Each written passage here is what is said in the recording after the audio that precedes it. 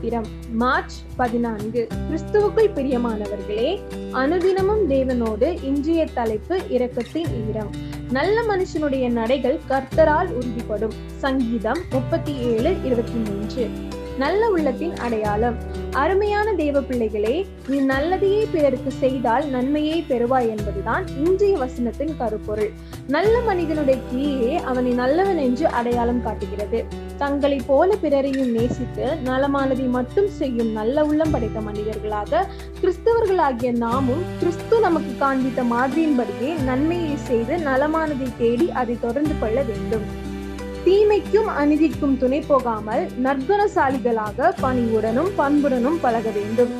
ஏழைகள் முதியோர்களுடைய முகத்தில் புன்னகையை வரவழைக்கும் வண்ணமாக அவர்களுடைய இருதயத்தை கவர்ந்து விட வேண்டும்.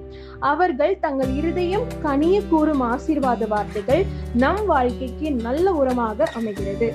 இப்படி கிறிஸ்தவர்களாகிய நாம் தீமைக்கு விலகி நன்மையை செய்து நல்லவர்களாய் வாழும் போது நாம் முன்னெடுக்கும் எந்த செயலும் தேவனுடைய ஆசீர்வாதத்தின் கரம் அதிகமாக வெளிப்படும். அதைதான் ஒரு கேள்வியாக வேதம் நன்மை செய்தால் உனக்கு மேன்மை இல்லையோ என்று உங்கள் ஒவ்வொருவரிடத்திலும் கேட்கிறது.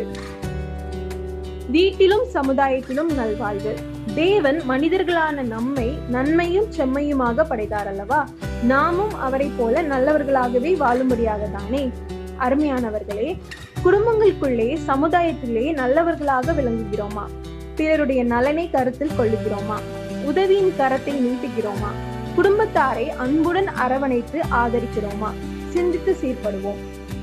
வீட்டிலும் சமுதாயத்திலும் நல்லுள்ளங்களாக நன்மையும் நலமானதையும் பின்தொடர்வோம். நம் தேவைகளை தேவன் சந்திப்பார்.